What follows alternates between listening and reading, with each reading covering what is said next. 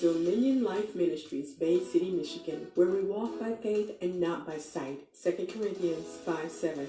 Join us for a powerful Spirit-filled Sunday service at 12 noon. Connect with us 2 p.m. Wednesdays on Facebook for a midweek word of inspiration. For more information, visit us on the web at www.dlmcog.org.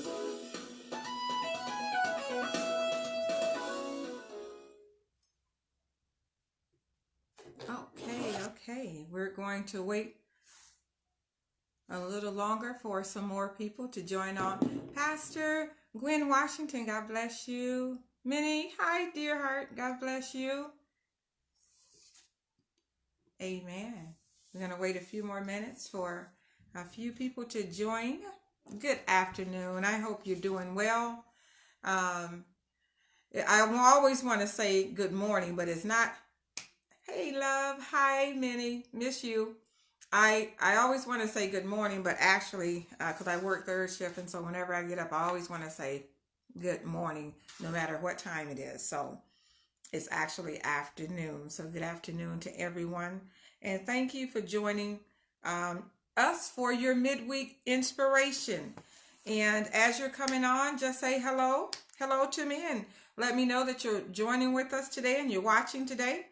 And like I said, we're going to wait a few more minutes, but as you're connecting with us, please feel free to post any comments and any prayer requests, or if you would like to send those prayer requests through Messenger, make sure that you send that through Messenger to me, and we'll definitely put you on the prayer list. Amen. And lastly, please feel free to share this video to your page, to your family, and to your friends. Again, thank you for joining us for your midweek word of inspiration. It's not a long word. How you doing, William Winfro? God bless you. It's not a long word, but how many know that when there's a word, it doesn't have to be long. It just has to be, something that you can apply to your life. So today we're looking at 5 ways to improve your future life. 5 ways to improve your future life. I'm the first that always say there's always room for improvement. And I always say that applies to me first. Okay. So the first thing we want to do is we want to reassess our goals. Reassess. This is something that I do quite often.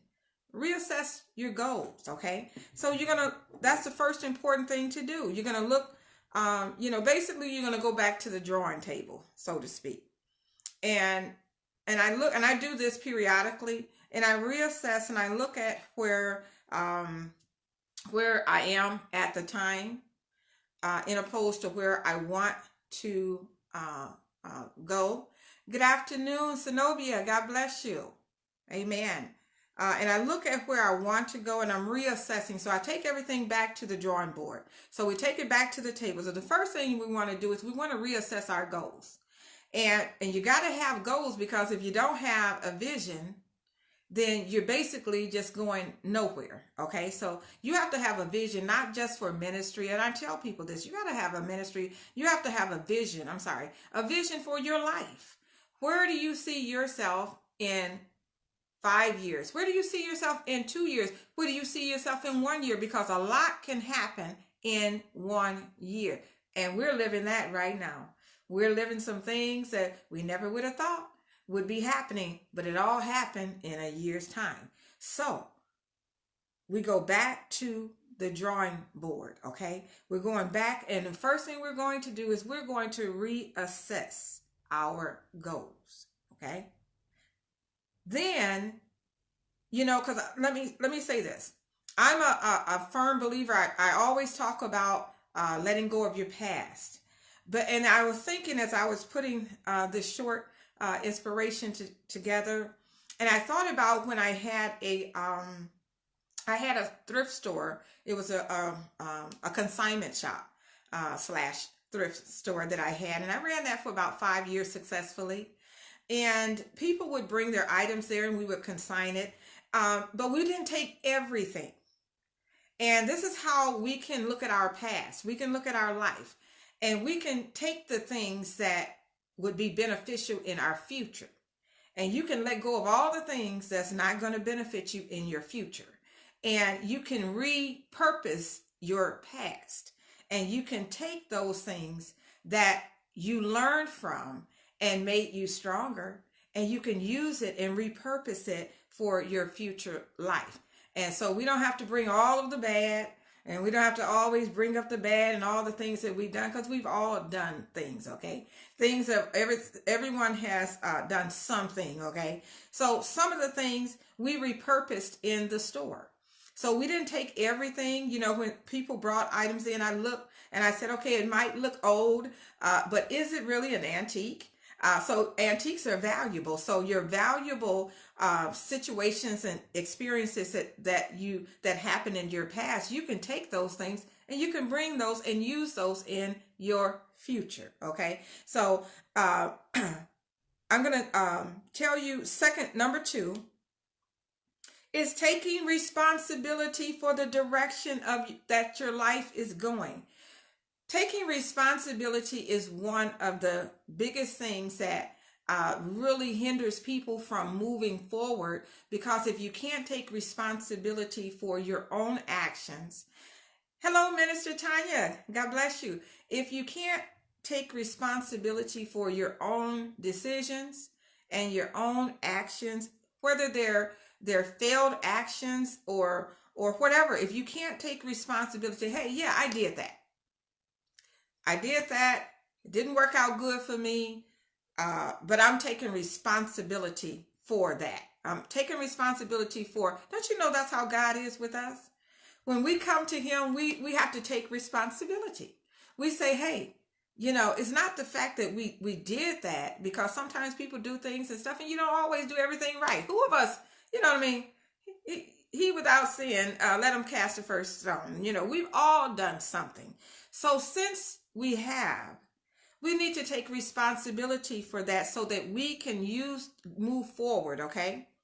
Admit your mistakes and see where improvement is needed. If you can't take responsibility, you can never improve, okay? You can never improve if you can't see what's wrong with you. You've got to assess yourself. You got to take responsibility for yourself. And when we do that, it helps us to be able to move forward. Number 3, we're going to face our fears.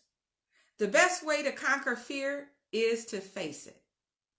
The best way to conquer fear is to face your fears. 2 Timothy 1:7 says, "For God has not given us the spirit of fear, but of power and of love and of a sound mind." It might be scary to do what you want to do. It might be scary to start a ministry. It might be scary to start a store. It might be scary to start in real estate. Whatever it is that you want to do, or maybe you want to own your own salon. And it might be scary to do that. But when you face your fears and you put your trust in God, God will empower you. He will strengthen you. And when you begin to take that first step of faith, he will put all of the blocks in place for you. Facing your fear. Get over the fear of I can't. And just wonder and hope, what if I can? So what if you fail? So what if it doesn't work out? So what? What have you gained? Experience. And you don't have to take, like I said, all of your past into your future, because everything doesn't need to go in the future. When I moved, I didn't take all that stuff. I had a whole house full of things. I didn't take all that stuff. I took only the things, okay?